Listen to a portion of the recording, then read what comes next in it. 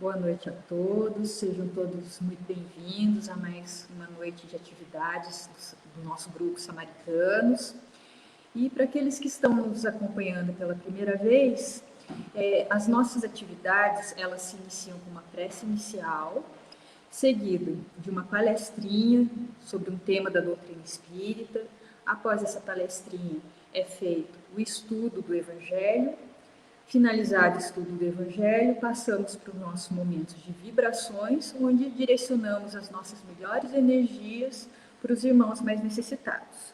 Após as vibrações, nós recebemos a corrente médica espiritual do Dr. Bezerra de Menezes e após essa corrente, nós finalizamos as nossas atividades com uma prece final.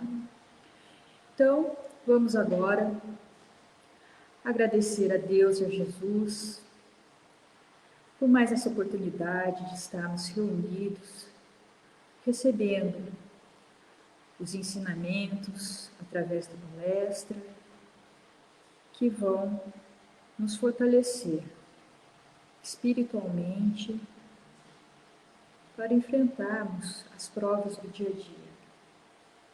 Que os bons espíritos possam estar conosco, orientando e iluminando os palestrantes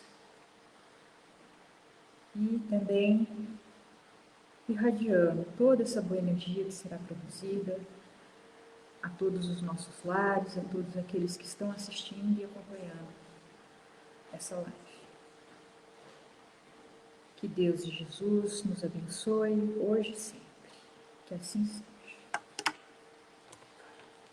Passamos então agora a palavra à nossa companheira Juliana para que faça a palestrinha da noite de hoje.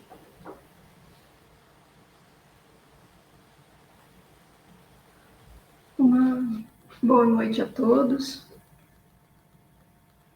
Hoje o item do Evangelho que vamos estudar é o item 8, a parábola da figueira que secou. No capítulo 19, a fé transporta montanhas. Parábolas de Jesus. As parábolas de Jesus são narrativas, breves, dotadas de um conteúdo alegórico, utilizadas nas pregações e nos sermões de Jesus, com a finalidade de transmitirem o seu ensinamento. As parábolas de Jesus têm um sentido muito simbólico. Ele utilizava as coisas do dia a dia daquela época. Então, esse item começa assim. Quando saíram de Betânia, ele teve fome. Jesus, no começo dessa parábola, a gente tem que entender que Jesus, ele entra no íntimo das pessoas, ele sonda os nossos corações, o nosso espírito, o que realmente lá dentro, o que realmente nós somos. E ele teve fome, mas teve fome do quê? De resultado. Mas o que seria esse resultado? E vendo ao longe uma figueira, e para ela encaminhou-se a ver se acharia alguma coisa. Essa figueira, ela simboliza uma árvore. E essa árvore, o que ela simboliza? Uma árvore, ela brota a partir da semente, que cresce e atinge a maturidade, dá os frutos, e das suas sementes, outras árvores crescem, frutificam e etc. Assim, também é como o ciclo da vida. Cada pessoa é como uma árvore. Todos nós somos uma árvore. Jesus simbolizou as pessoas como aquela figueira. Então, ele foi até aquela figueira e, tendo-se, porém, aproximado dela, ela só tinha folhas. Quando a gente vê uma árvore bonita, cheia de folhas, crê-se que ela foi bem adubada, ela teve um bom solo, e quando ela tem folhas, geralmente ela tem os frutos, né? Então, quando Jesus viu aquelas folhas, só que ele enxerga as nossas aparências, enxerga as camuflagens da própria verdade no ser. O que será que Jesus enxergou? E o figo, ele simboliza o fruto. Mas que fruto é esse? É o fruto do Espírito, que é o amor, a caridade, a bondade, a mansidão, a temperança e o amor. Só que aquela árvore não era tempo de figo. E esse sentido, a gente tem que trazer o sentido espiritual. Na verdade, não existe época dos frutos, porque toda hora é hora do Cristo. É hora de estar sintonizada com o Cristo. Então disse Jesus à figueira, que ninguém coma de ti fruto algum, o que seus discípulos ouviram. Mas o que significa que ninguém coma de ti fruto algum? Se reconhece a árvore pelos frutos. Uma árvore boa produz bons frutos, e uma árvore má produz maus frutos. Mas parece estranho vindo da boca de Jesus, amaldiçoando uma figueira, né? É uma coisa estranha da gente pensar. E no dia seguinte, ao passarem pela figueira, viram que ela secara até a raiz. E Pedro, lembrando-se o que dissera Jesus, e disse: Mestre, olha como secou a figueira que tu amaldiçoastes. O que é esse secar? Por que ela secou? Ela secou porque não resistiu à ferição da própria vida, do propósito, do que era esperado. Por mais que ela fosse frondosa, por mais que ela tivesse aquelas folhas bonitas, mas ela não tinha fruto algum. Jesus fala das pessoas, das aparências, que muitas vezes nós, religiosos ou não, principalmente nós que somos oradores, temos as palavras, estudamos, mas daquilo que nós falamos, daquilo que nós representamos, que frutos que podem ser retirados de nós? E ele condena a esterilidade, porque aquilo que não é verdadeiro, aquilo que não é real, aquilo que não é das leis de Deus, ele acaba por secar, ele acaba por cair.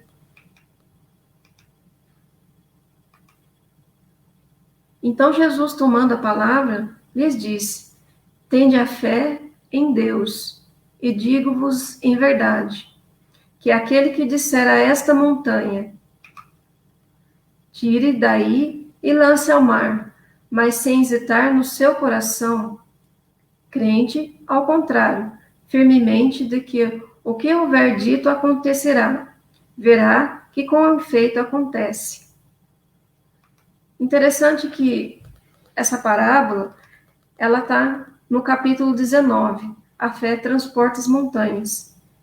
E nessa passagem é comentado que essa fé é o que falta na maioria das vezes é aquela fé verdadeira, a fé que comove as fibras do coração, numa palavra, aquela fé que transporta as montanhas.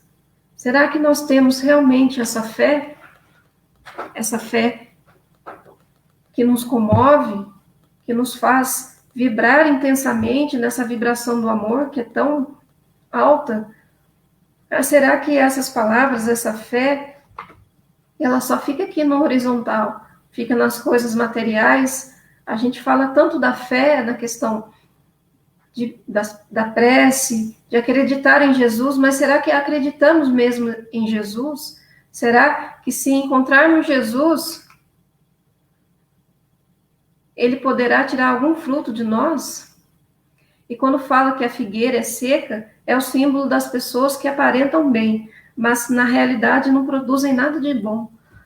Nós, aqui que estamos hoje, fazendo essa palestrinha, no Evangelho de hoje, estamos tendo a oportunidade de falar com as pessoas. Olha quanto conhecimento nós temos, quantas oportunidades, quantas pessoas estão nos assistindo. E qual fruto nós estamos realmente produzindo? Será que é só algo de aparência? Não é quantas cesta básica nós distribuímos, não é quantas palestras nós fazemos, mas assim, que sentimento nós colocamos nesse trabalho?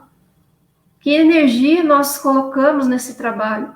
As pessoas que estão à nossa volta, nós toleramos, nós temos tolerância, respeito, ou ficamos só apenas na aparência de pessoas boazinhas, aquelas que contribuem umas com as outras, mas é apenas sair daquela realidade, não importa de qualquer religião, mas sair daquele local, nós somos pessoas terríveis, tiranos domésticos, déspotas, e aquilo fica tudo na aparência. Somos preconceituosos com o próximo, colocamos aquela toga de bonzinho e não produzimos nada. Então, Jesus é um educador de almas e o Evangelho, ele acorda consciências. E se um dia tivermos a oportunidade de Jesus vir perguntar até nós, quais frutos tens a oferecer? Cada um que está ouvindo aqui hoje, cada um, incluindo eu, será que temos algum fruto a oferecer? Ou somos essa figueira seca, que é apenas aparência? Quantos de nós parecem aquelas árvores frondosas e não tem nada a oferecer? Nada mesmo. Porque a aparência de bonzinho nada resolve. É no dia a dia das dificuldades,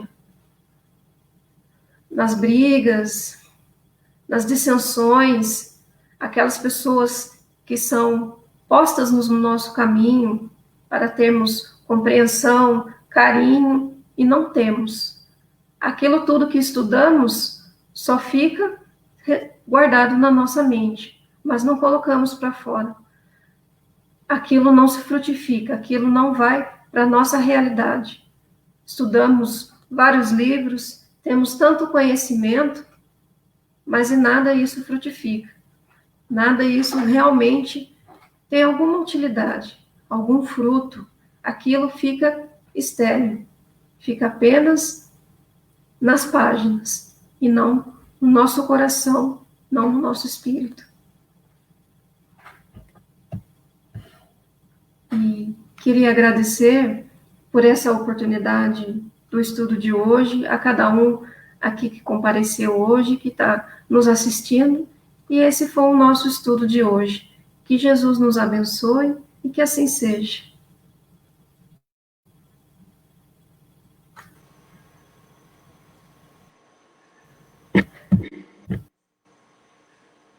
Agradecemos então as palavras da Juliana, vamos então refletir sobre esse conhecimento que nós adquirimos e como que ele deve ser passado através das nossas ações.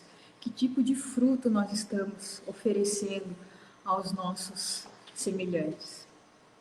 Então, agradecemos então mais uma vez e vamos agora então passar o estudo do Evangelho com o nosso companheiro Edu.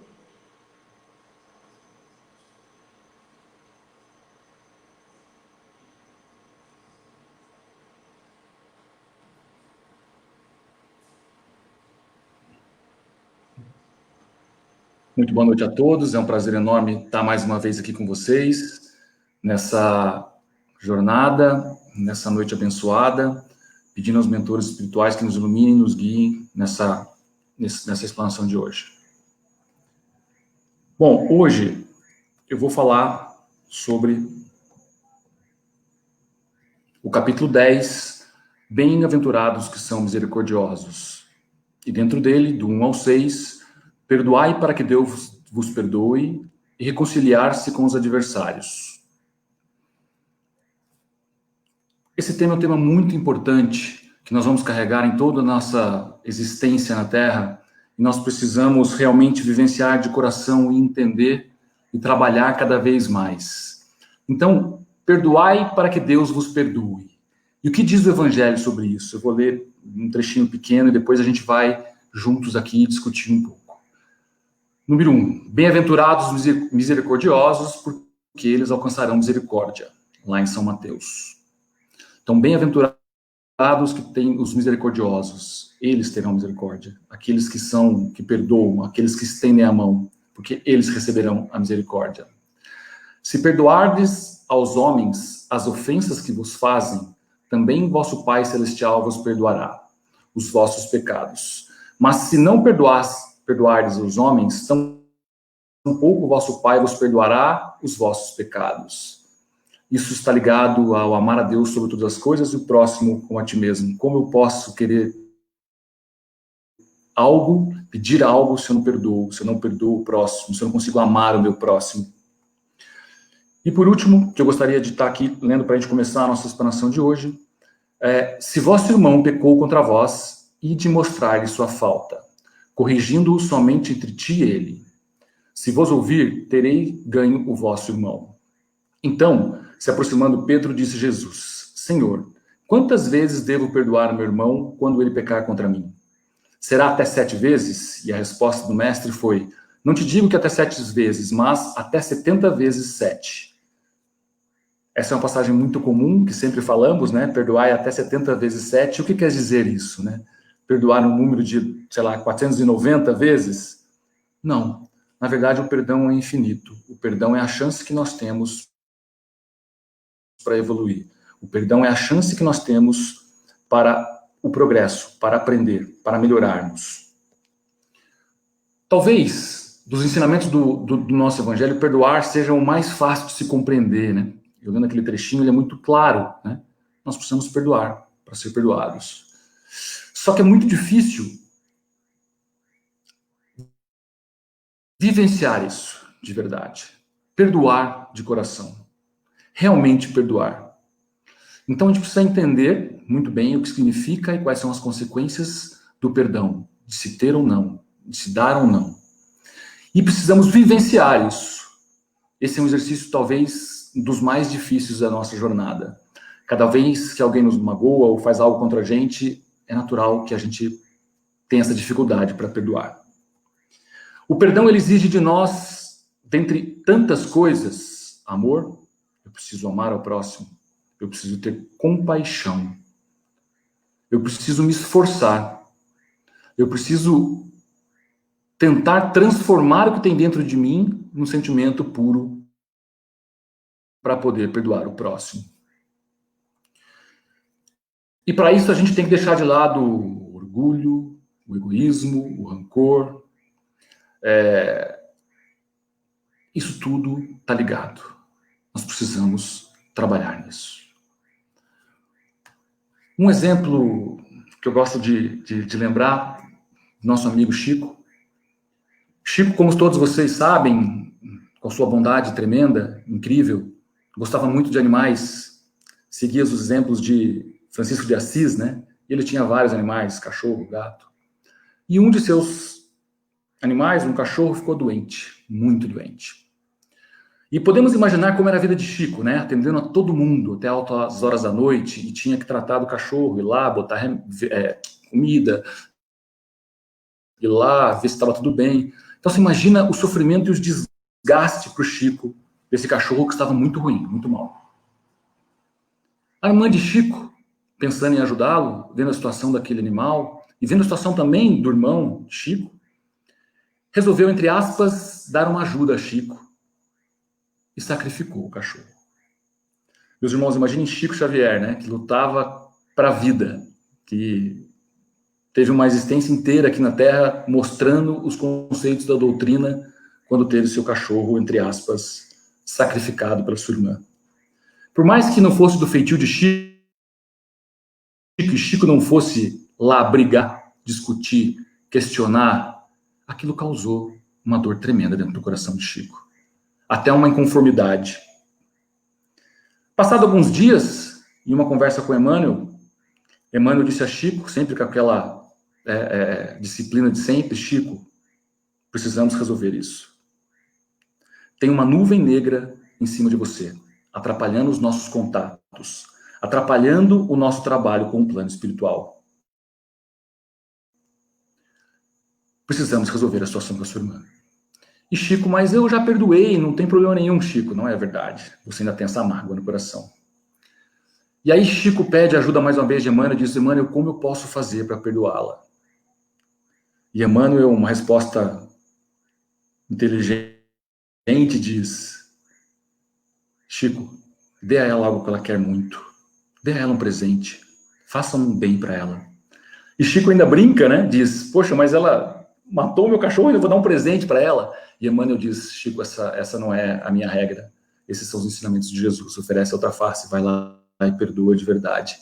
E aí foi Chico lá, comprou uma máquina de costura em várias vezes parceladas. E quando ele deu de presente para a irmã, toda aquela nuvem negra se dissipou e uma luz voltou a brilhar. Então vocês imaginam que até para Chico esse era um ensinamento difícil, mas Chico conseguiu. Chico tinha um esforço. Chico, ele não só pregava, mas ele também dava o exemplo. Uma reflexão muito importante que temos que ter é que quando falamos de perdão, existem dois lados. O lado em qual eu tenho que perdoar. Então é o meu esforço para perdoar. E o lado que eu vou suplicar, pedir, que eu preciso do perdão de alguém. Então é impossível passar por essa existência sem ter que experimentar os dois lados. A gente vai ter que perdoar alguém. Nós vamos ter que ser perdoados.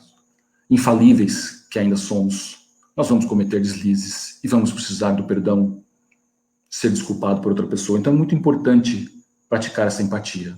Muito importante pensar nisso.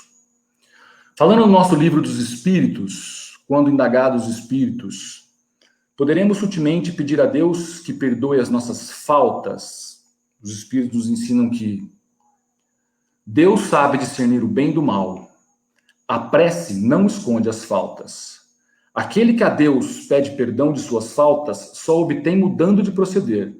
As boas ações são a melhor prece, porque os atos valem mais do que as palavras. Ou seja, não basta somente pedir, nós precisamos fazer a transformação, mudar, ter atitude.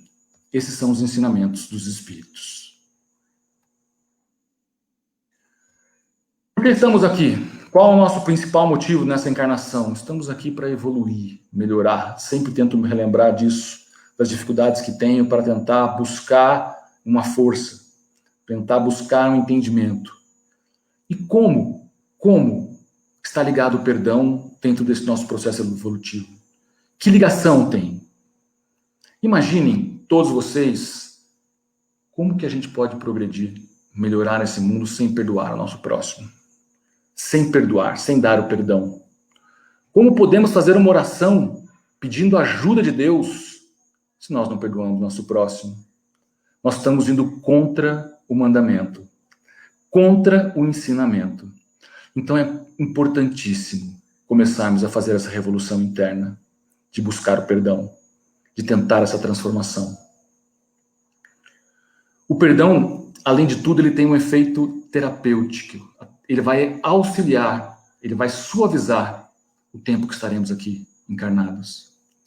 Como é difícil ter que conviver com a mágoa de não perdoar alguém, com aquela raiva, com aquele rancor, acordando todos os dias e pensando, aquela pessoa fez isso para mim. Como é difícil. Como isso pode atrapalhar o nosso processo evolutivo. Aprendemos que entre a religião e a ciência, a gente deve ficar com a ciência, até porque a ciência faz parte de Deus, o Pai criou todos. Eu peguei dois exemplos simples aqui, para que a gente possa ver que o perdão também transforma a nossa vida física. Um exemplo de uma universidade da Carolina do Norte, com 58 pacientes, pessoas com dores crônicas nas costas, elas, quando perdoam as pessoas, elas experimentam menos problemas de depressão, ódio, ou seja, eles têm menos problemas físicos. Uma outra pesquisa na Universidade de Michigan, com 140 pacientes com lesão na coluna, 52% eram paraplégicos e 48% tetraplégicos. Aqueles que conseguiram se perdoar ou perdoar os outros dizem ser mais satisfeitos com suas vidas, apresentam mais saúde e têm mais hábitos saudáveis. Eu não tenho dúvida em afirmar que o perdão só nos traz benefício. O perdão só nos traz alegrias. O perdão só serve de pontos dentro da nossa encarnação. Sem o perdão, nós nunca vamos ter a paz interior. Colocar a cabeça no travesseiro e pensar, e poder dormir. A nossa saúde física e emocional ficará abalada. Conviver com a culpa, com o remorso.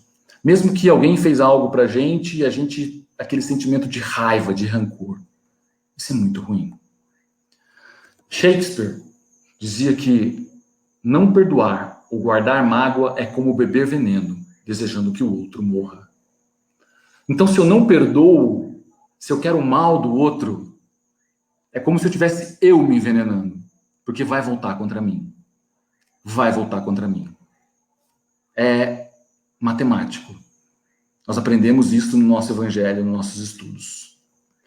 Na oração que Jesus nos ensinou, também está lá. Perdoai as nossas ofensas a quem os tem, assim como nós perdoamos a quem nos tem ofendido. A todo momento, o perdão vai estar com a gente. Em todos os ensinamentos do Cristo, quase. Toda vez que falamos da caridade, precisamos também, dentro dela, ter o perdão. Falando do Evangelho, o Evangelho nos diz que, infeliz daquele que diz, eu jamais perdoarei. Quantas e quantas vezes já ouvimos isso? Porque se não for condenado pelos homens, será certamente por Deus. Com que direito pedirá perdão de suas próprias faltas se ele mesmo não perdoa os outros? Como podemos pedir? Clamar, ajoelhar, suplicar ao Pai se eu não sou capaz de perdoar o meu irmão. Jesus ensina que não tem limite. E esse é o ensinamento de 70 vezes, mais 70 vezes 7. Não tem limites. Na verdade, quanto maior conseguimos exercitar isso, melhor para a nossa jornada. Mas existem duas maneiras diferentes de perdoar e precisamos pensar nisso, o Evangelho nos mostra. A primeira dela é grande, nobre, generosa, sem segunda intenção. Eu perdoo do coração. Eu perdoo, entre aspas, o meu adversário, mesmo quando a culpa foi dele. Eu perdoo, basicamente eu perdoo. A segunda delas é quando o ofendido, aquela pessoa que precisa perdoar, ela quer julgar, impõe condições, algumas vezes humilhante ao adversário, fazendo com que ele sinta o peso. Eu errei e agora estou pagando. Quem somos nós? Não somos juízes. Nós não temos esse direito. Muitas vezes fazemos isso para mostrar para os outros o quanto somos generosos. Que bem adquirimos nessa nossa jornada fazendo dessa forma. Então é preciso pensar muito sobre isso. É preciso que a gente realmente possa fazer essa análise, essa reflexão. O Evangelho continua dizendo que, nessa segunda circunstância que eu disse, é impossível que a reconciliação seja sincera.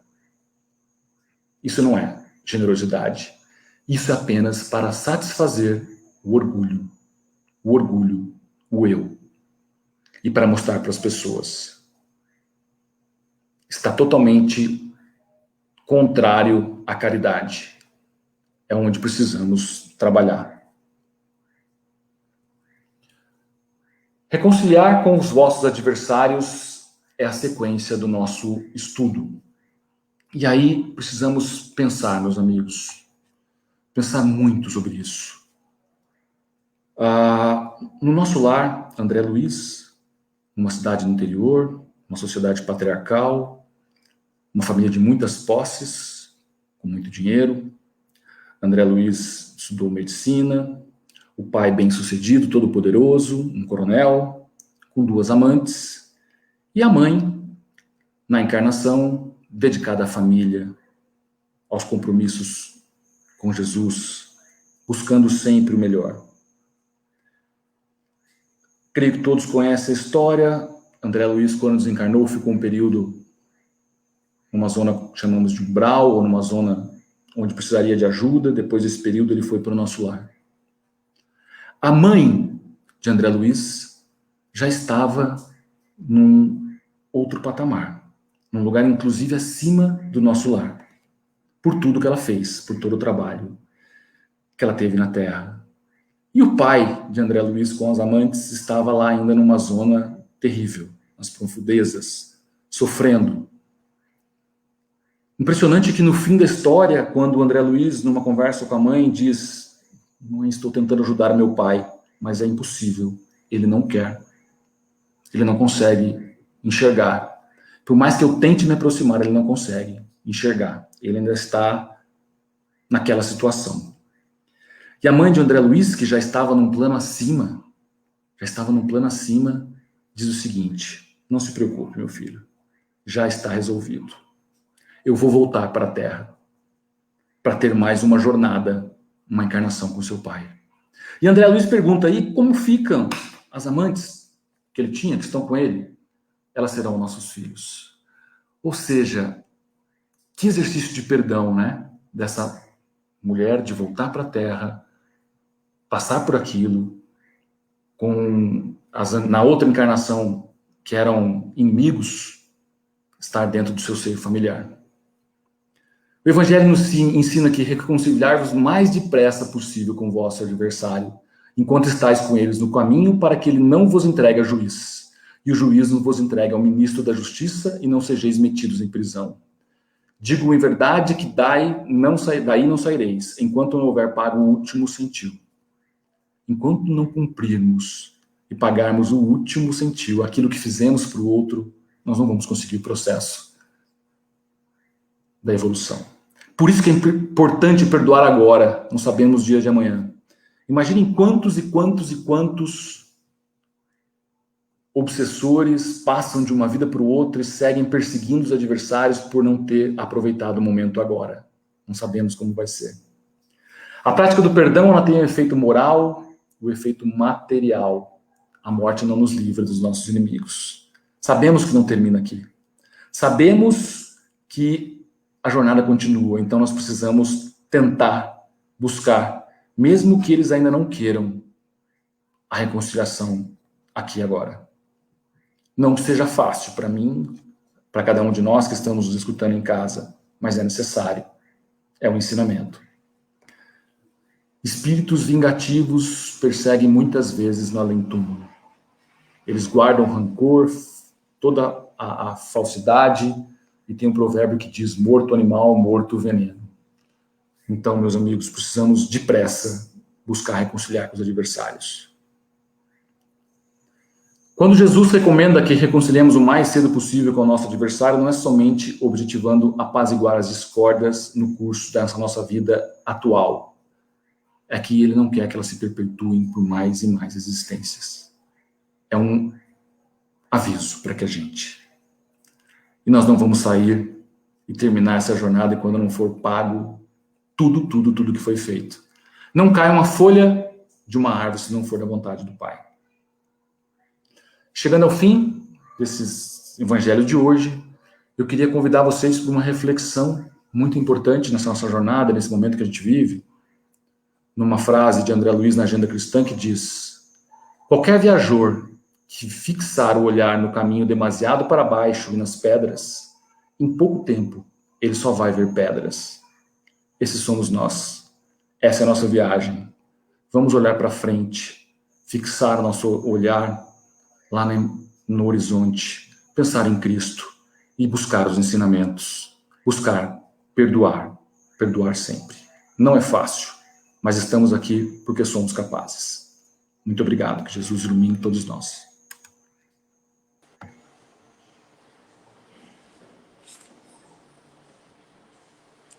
Agradecemos as palavras do Edu, mais um ensinamento na noite de hoje.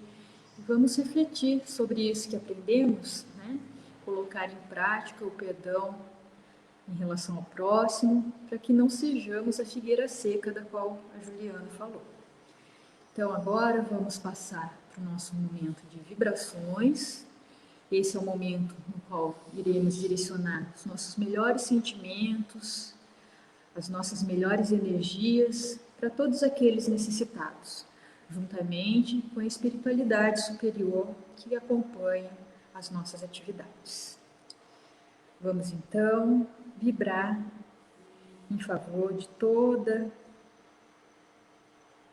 a Terra, todo o nosso planeta, todo o universo,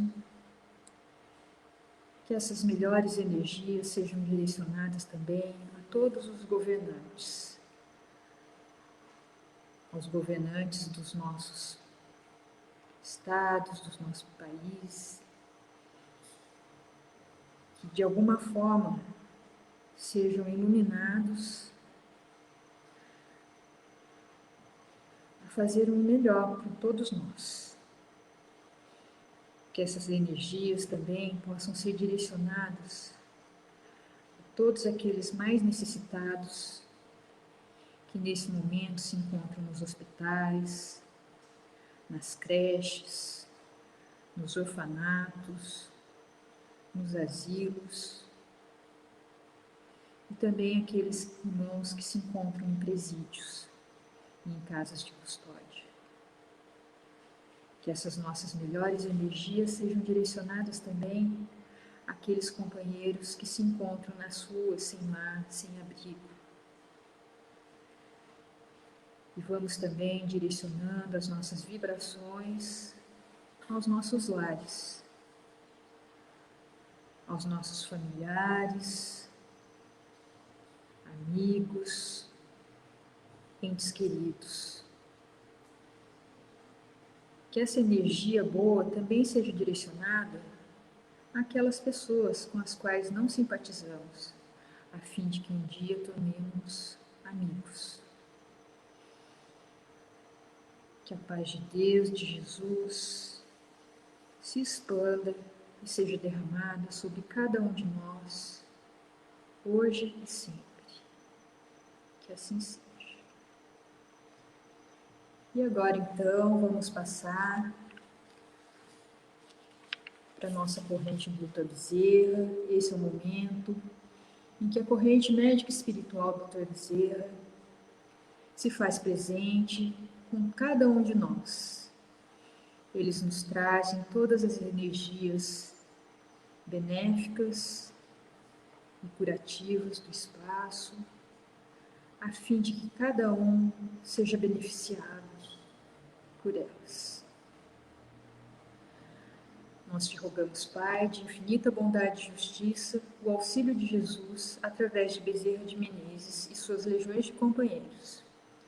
Que eles nos assistam, Senhor, consolando os aflitos, curando aqueles que se tornem merecedores, confortando aqueles que tiverem suas provas e expiações a passar, esclarecendo os que desejam conhecer a verdade e assistindo todos quantos apelam ao teu infinito amor.